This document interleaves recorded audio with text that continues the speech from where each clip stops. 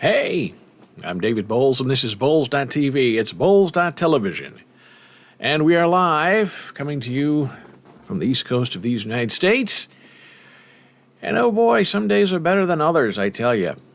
You get news 20 minutes before you go on the air, and life goes on and you soldier on.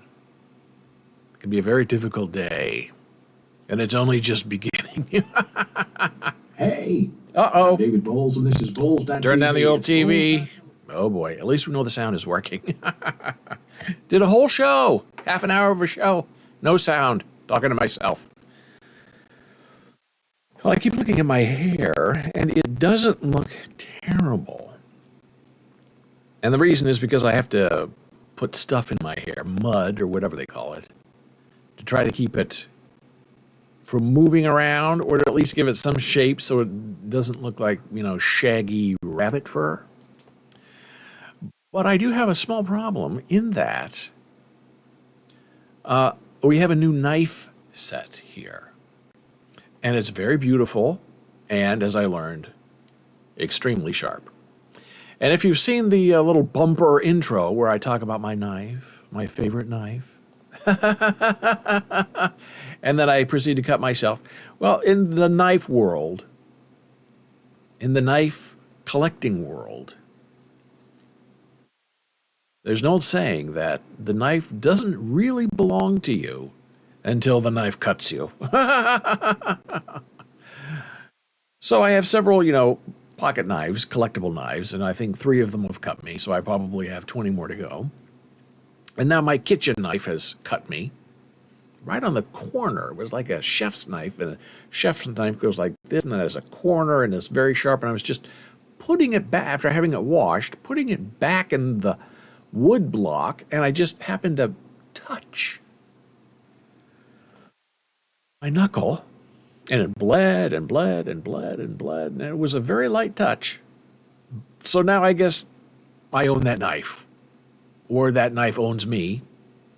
And now in my kitchen set, I only have probably 11 more knives to go. Beware out there. Life cuts you, and so do your kitchen knives. So, if you've been part of this show or following on social media, you know we are trying very hard to standardize opera performances to include at least one show in a production for the deaf. To have a show interpreted for the deaf. Sounds reasonable, right? I'm laughing because I'm crying. And there are major opera houses just don't believe that's necessary. The opera is not for deaf people, because opera is singing and they can't hear. Oy. But that's what they say, and sometimes they're not even careful how to phrase it. They just sort of say that out loud, the nasty part out loud.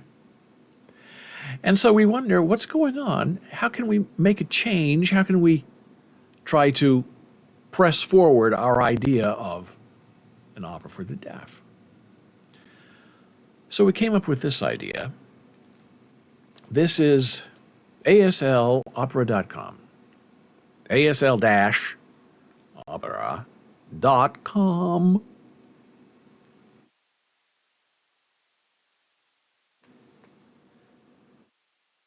And on this site, we create videos as exemplars of what it is like to have an ASL interpreted performance for the deaf.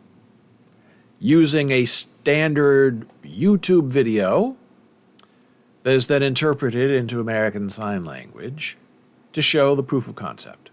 To show that, hey, you can have a show and it's not going to interfere being interpreted. You can have a show that makes sense.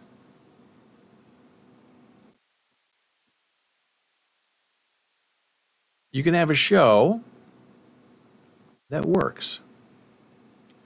Now this is very interesting. This is all looks off to me for some reason.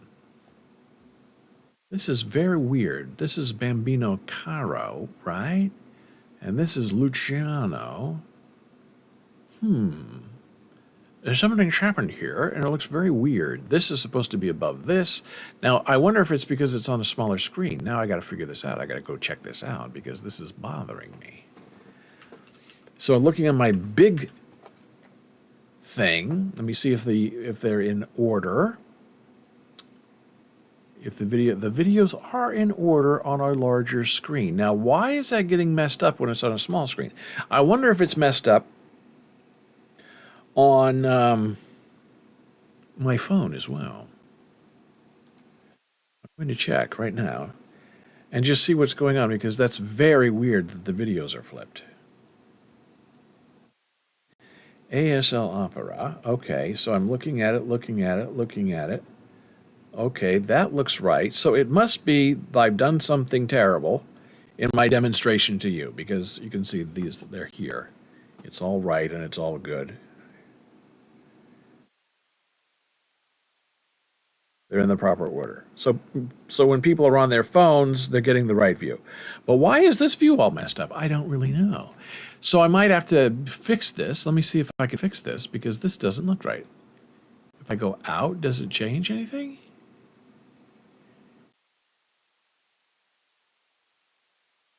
No, let me just try to refresh this. I'm sure this is, oh, now that looks right. Okay, so, okay. Hello. That looks right. That looks right. That looks right. The interpretation is above the video. Now, how does the rest of this look? Have I just messed this all up? Hey, this is part of the fun of doing a live show. You never know what's going to be in the bag. So I might have to now fix this esoterically so it fits the rest of the screen. Is it possible? That's what we have to figure out. I don't know. Let's do this and then this. Now the big live streamers, which I am not a big live streamer. I'm a live streamer, but not a big one or a popular one. I'm just here on my own. They do this sort of resizing and refitting all the time. So I've learned that this is sort of part of the process of trying to do a show. So that fits there, that fits there, that fits there. Does this look sort of right? Meh. I think so. Now we'll go up here and hit refresh again. So that looks correct, theoretically. And now we scan and scan. Scan. That looks right. That looks right. That looks right. That looks correct. So it appears the mistake is me making my demonstration window too small, and it somehow reversed the sizing, not the sizing, the order of the videos on this page, which is totally wrong and misleading. So that's good. So when this page gets rendered on a phone, it looks okay. And when it's rendered in a regular browser like this, it's okay if I don't mess it up. Oy, I'm messing it up. Now let's just check one more thing here on our phone. We're on Chrome. I'm just going to check this with Safari and see if it works.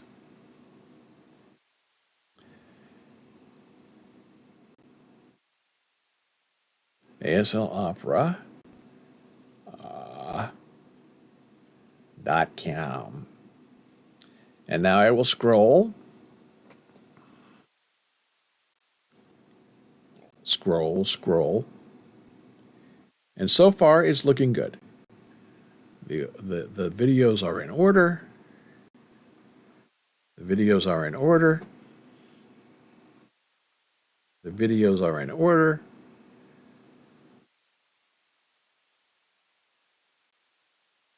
Very good. So, as always, it's my fault, just in the way I had this all set up, which is sort of ridiculous. because I should know better. But now we're doing okay. And now we are in the mood. Okay, so that looks really great. So, because we're doing this ASL opera thing and trying to talk to opera companies and convince them to provide interpretive performances for the deaf, we've made a new friend. And his name is David Salazar. And he runs, publishes OperaWire.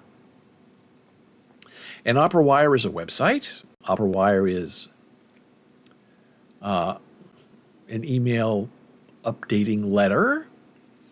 And in the opera world, there are not a lot of magazines, places to go to get fun information about the current life of opera all across the world. So I contacted David over the summer and said, hey, we're trying to get this idea of interpreting shows for the opera. Do you have any ideas? He said, I have a few contacts. And so we went with it. And we had some meetings, and things went well. And I let him know, hey, things are going well. And he said, great, keep me updated. And then we decided to start our web page, asl-opera.com, so we could try to have a conversation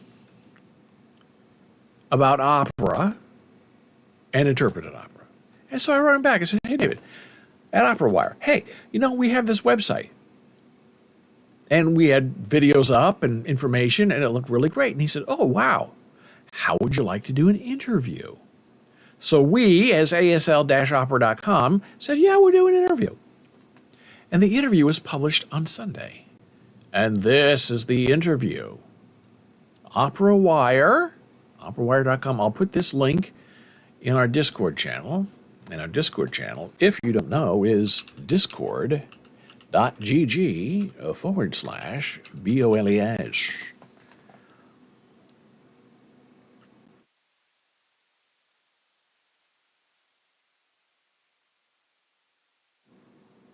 Were we able to see that, or did it not go? I don't think it went. So here we go. It's been a trying day. So here we are on OperaWire, right? Looking good, having fun.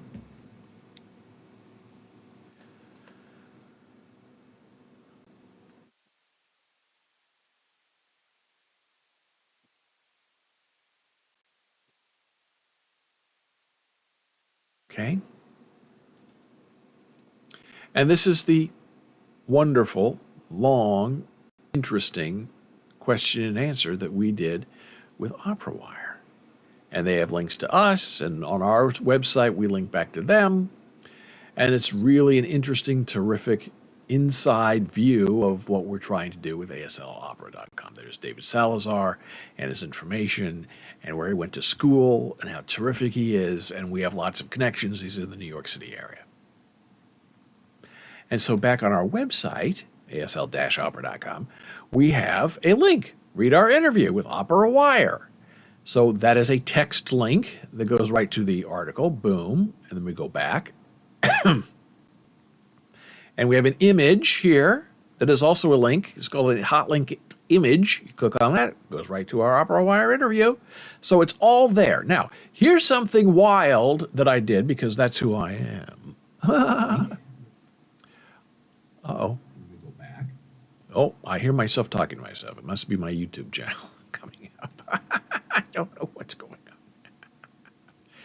on. Okay, so here we go. So I had this great idea. What would happen if I took the OperaWire interview, right, and made that OperaWire interview a podcast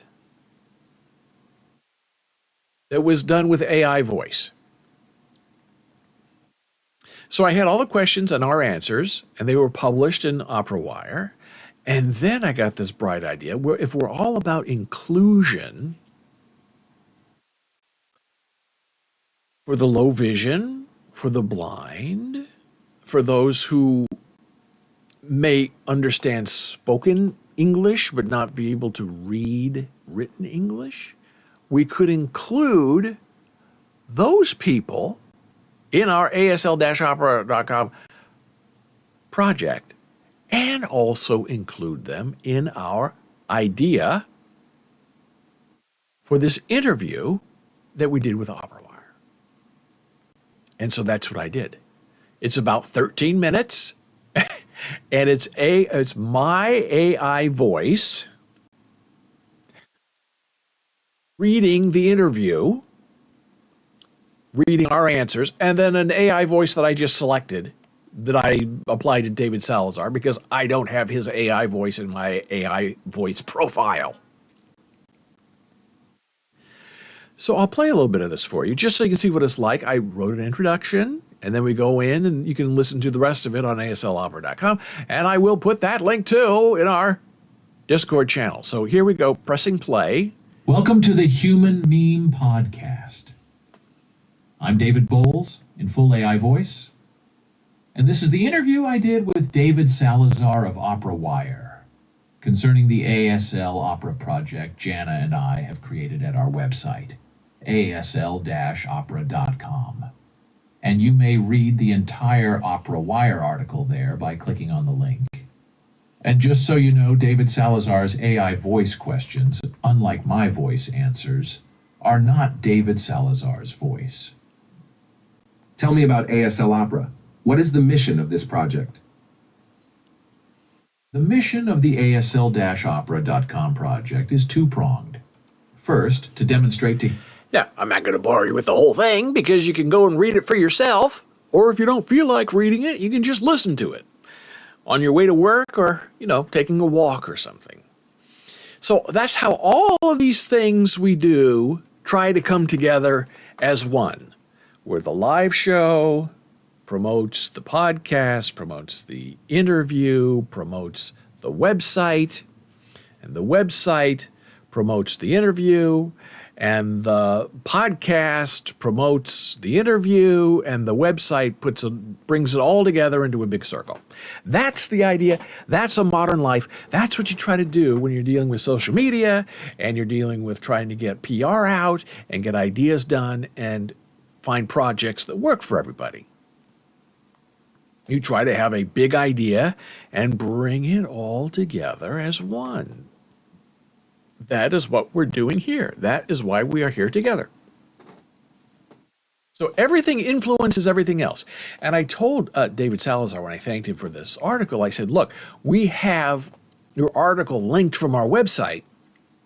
So if people click on it, they're going to go to your website. So that's called traffic. Now, in the early days of the internet, you had to be careful about who linked who to what to where, because traffic can really take down your website.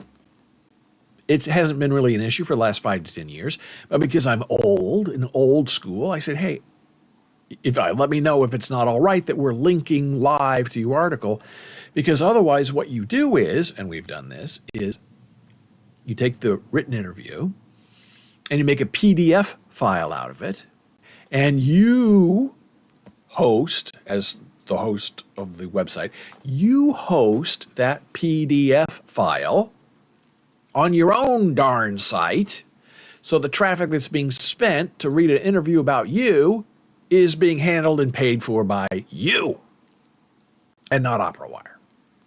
But OperaWire's website is advertising based. I'm sure they like the exposure. They get to see from our webpage how many referrals we are sending their way. And so David said, yeah, hey, thanks for the link. That's all you need. You got to ask. Many people don't ask. They just link, and you find out later when you get your bill and you say, my gosh, all this bandwidth, where did it come from? Who's linking to me? And usually what people would do is they wouldn't just link to you. Is if you had images on your website in the old days, they would steal your image and not just save, copy, and upload your image to their website, No. What they would do is, because they were trying to make money off of you, is they would hot link to your website, to your images, and call that image, pull your image into their website that they're charging and getting advertising money for. And you, as the host of that image, would be paying their bandwidth.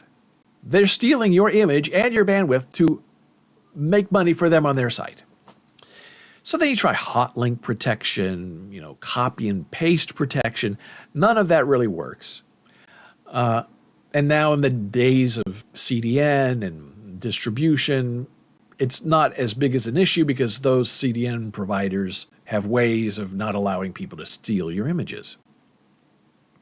But sometimes it's still good in your HTTPS access file to put in some kind of link protection, image protection, so people, they can go to your website and steal your image and put it on their website, but at least they can't steal your image and make you pay for the bandwidth for them to show it 100,000 times. So that's why a lot of these old school websites, when they first started, and if they got a little bit popular with images or people reading it and people linking to the page, people stealing the images to put on their page, they would be taken offline because they went over their quota of streaming for the month. And sometimes, if you're really super popular in those days, somebody could take you offline just because you're popular and interesting in like a half an hour. You used up all your allocation for the month, but it's only the second of the month. Now what do I do? It's not that easy, right? It's harder. You have to figure out, okay, who's paying for what and how do I get my money back? So then you had to go to your service provider and say, hey, look, I was a little bit too popular. I was streaming and all these people stole my images and linked to me and took me out. And your hosting provider would, usually say, too bad, pay us more money and we'll turn you back on. Now, today it's a little bit easier. Bandwidth is a little more affordable. Storage is more affordable, and things go a little bit better when it comes to trying to figure out what in the world is happening in the stealing of images and bandwidth. So that's our fun story about OperaWire.com and ASL-Opera.com. And how everything comes together, everybody influences each other, everybody points at each other, influences are everywhere, things are going very well. And now it's time for a very brief break. We will return. It's Bowles Television coming to you live from the East Coast of the East United States. So we had an interesting conversation about how social media works and how a podcast and a live stream can influence each other and support each other, and how a web page and an interview on another web page can influence and surround and support each other. This is how the world works. It's synergy. It's links to links to links to links. And as the publisher of bowlesblogs.com, every day I get like 5, 10, 25 emails from PR firms looking to link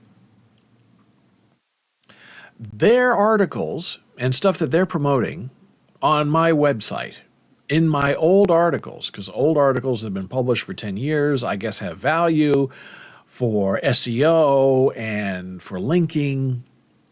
And, sometimes they offer to pay. Sometimes they just say, oh, the link you have is no good. You should be using this link, which happens to be our link, which is better. And you just sit there and you think, well, why are you bothering me? It says on our website we don't take advertising and we don't do backlinks, which is what that's called. We're just here doing our little thing. We're publishing articles. That's all that's happening. There's nothing else going on. And they still try. And if you don't answer them, and I never answer any of them, Then they email you the next day, I know you're busy, and then after that, and a few more days, why aren't you responding to me? And then a week after that, well, I've tried to contact you and you refuse. The problem is when you respond to these people, these sort of PR terrorists, they then know that they've reached a live person, almost like a scammer, and that they can really start to pressure you into doing something you don't want. And if you say, yes, I'll do it, then they're thrilled and they want more. If you say, no, I'm not interested, then they start a whole new round of contact. Why? What can we offer you? How can we make this better? And all of a sudden, I'm not interested in your little doohickey thing you're trying to sell. And you're trying to use the good graces and the good reputation of my publishing record for the past 25 years to sell your little doodad. And nobody's really interested in that. And so, of course, then they get offended. So the best way to handle these kind of nonstop inquiries is just to not respond. So what else is in the news? Well, I'm going to show you. This is very interesting. Oh, that's our ASL Opera. Now, Midjourney is one of the really interesting AI bots in the world. I mean, now we have DALL-E 3, which we've talked about, the Night Cafe, Adobe Firefly version 2, and the list goes on and on. Wombat, Dream AI, they're all out there. They all do something a little bit different. Stable Diffusion's big. And it all comes down to creating images that you want to use on the internet. And I tend to use Midjourney because I've used it the most. I'm familiar with it. I sort of know how to work with it to get an image that I like. And they have had a little bit of web access, and they stopped, and they did an alpha test on the web and stopped. And now they're doing a beta test on the web that seems to be going better because I think they threw a lot of money into their web design. Because right now, if you want to create images with Midjourney, you don't go to a web page or even an app, a Midjourney app.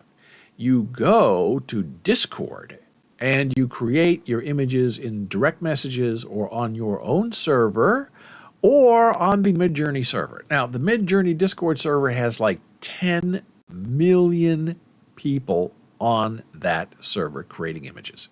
And they used to have a free trial, and I don't believe they give free trials anymore. You pay or you die.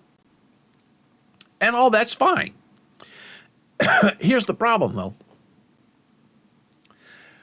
If the plan is to move Midjourney and the image creation off of Discord, which I've heard that is the ultimate plan, Discord is probably going to be a little upset with that because they're going to lose 10 million active rabid users of the Discord servers. And that's not Midjourney's problem. They want to make as much money as possible. So I guess they're investing a lot of their money on their website. So this is the new beta Midjourney website that if you're a member of Midjourney, you can go and test right now and see if you like it. Now, you cannot, as you can see up here, create an image because that's what imagine means.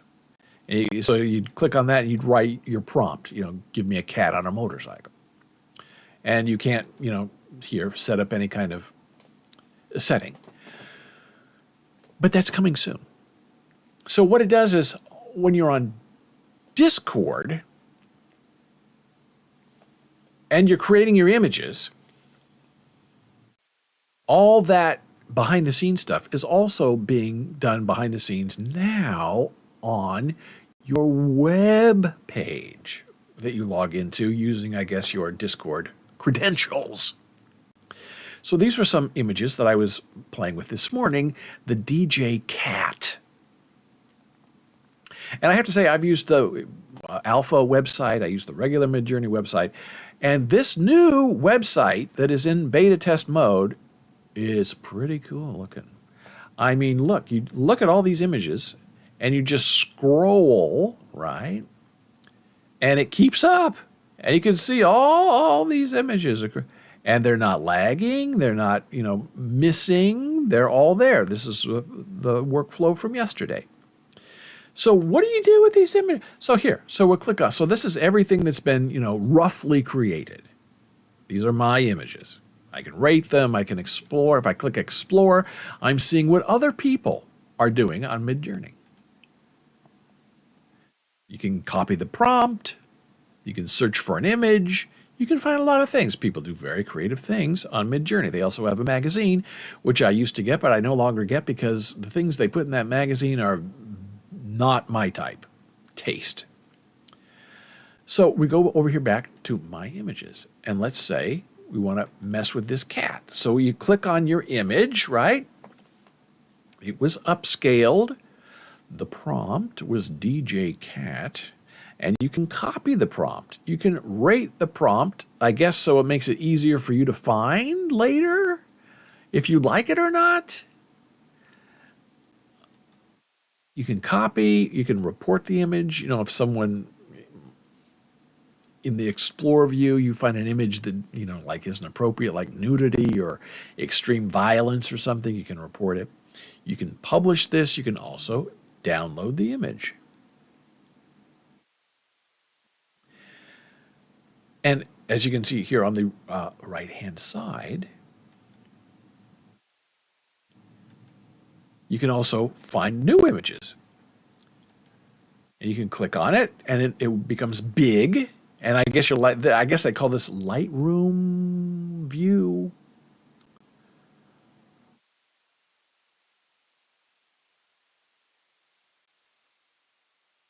And the images are very sharp and very crisp, and they look terrific. So this is, this is the new, I guess this is what they call the Lightroom view, where you can just scroll, or you can use your arrow keys. I think you can hear the arrow keys moving, right? That is super, really cool and helpful. So I remember reading about this. It was announced Midjourney was, looking to put a lot of money into their website, and they were looking for designers, and boy, they found the right people. I tell you, this stuff looks great. Now, I cannot show you how to create an image, but you can copy the prompt, which is just this, DJ Cat, not a complicated prompt, and move through the world. Now, if I click on this, I guess I can't upscale it. I can't, make it look a different color. I believe that's coming too. And you can go to light mode if you prefer that. I prefer dark mode just because it's a little bit easier to see the information and the community. Now, what is the community? So you click on the community button, and it takes you to Discord. And then you're in the Midjourney realm. Here's what's new. Now let's see, does it say how many people they have here? They used to say how many people they had here. Doesn't look like it. Used to be 10 million people. What are the announcements from Midjourney? Oh, here. Midjourney, the official server for Midjourney, text-to-image AI, where your imagination is on the limit. Oh my goodness, look at this. Last time we talked about this, it was 10 million members of a server. Now it's 16.2 million people on this Midjourney server. How crazy is that? Highlights from other people. This is not the website, this is Discord. So what are these announcements? It looks like they're announcements. Here we go. Hey everyone, this is from David H. He's the big monster man. He's the head dude of Midjourney. Hey, we're testing phase 1 of the update to our website, and we'd love for you to take a look. The first release, as we've seen, is focused on searching, browsing, viewing images. Organization features such as collections and image creation, and features will be included in follow-up releases. Here are some cool things to check out today. Improved design and performance on desktop and mobile. We saw that. Wow. Clicking images brings up a new lightbox mode where you can quickly scrub through. And we did that. We scrolled and we scrubbed with our up and down keys, our arrow keys. Clicking an image while in Lightbox mode puts you in an immersive view where you can see images and nothing else. And we did discover that together. When scrubbing through your own images, you can press the 1, 2, 3, 4 keys to rate them quickly. Now, I've never really understood that. I guess, if you're working on a team or working for other people to like you, then you rate the image and then you can find all the great images by doing a search on that. But when it's just me, I like what I like and I know what I don't need to tell myself later.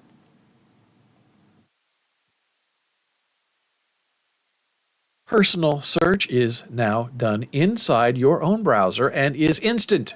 Try in the upper right under My Images. Okay, we will try that.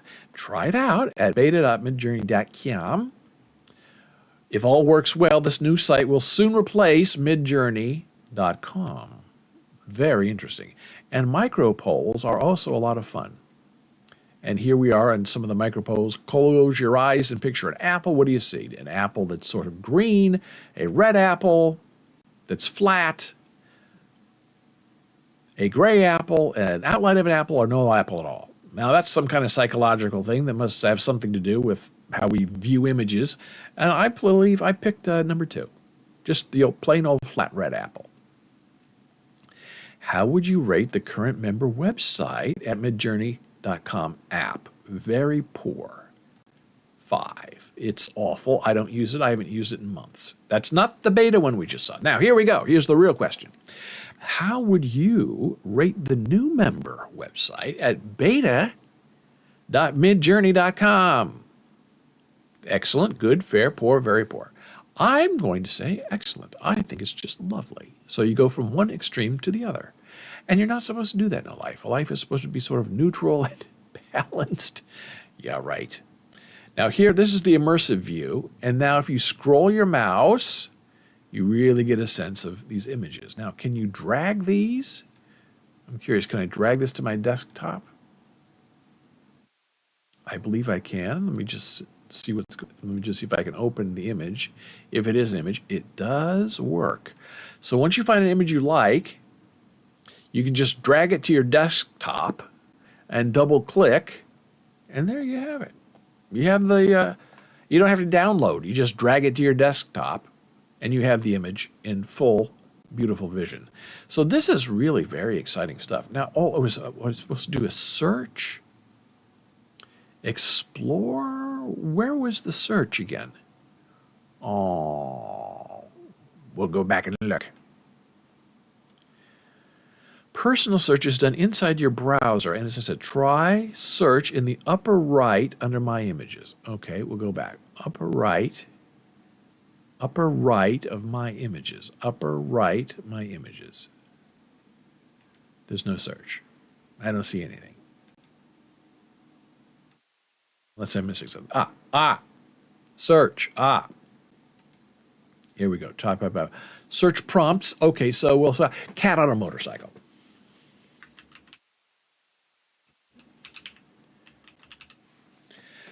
Now that is very fast because when I just started typing cat, I was getting returns. Now that is really fantastic. Now it's searching because I do have a lot of cats on motorcycles because that's like my default test whenever I go to a new image creation bot. Oh no, didn't find a match. Cat riding a motorcycle. Cat riding a motorcycle. Now I know I have those images. Can't be, come on now. Maybe I do this everywhere else except Midjourney. I don't know. Motorcycle. Okay, here's a motorcycle. Very fast, right? Let's surfing. Wow. Let's see what else. These are really fast results. Tornado. Wow, slick. Huskers. Look at that. Really well done. What about Cornhuskers? Oh, Nebraska. Football. Woo. Ukraine. I have a lot of Ukraine stuff. Look, how does it do it that fast? I don't understand it, really.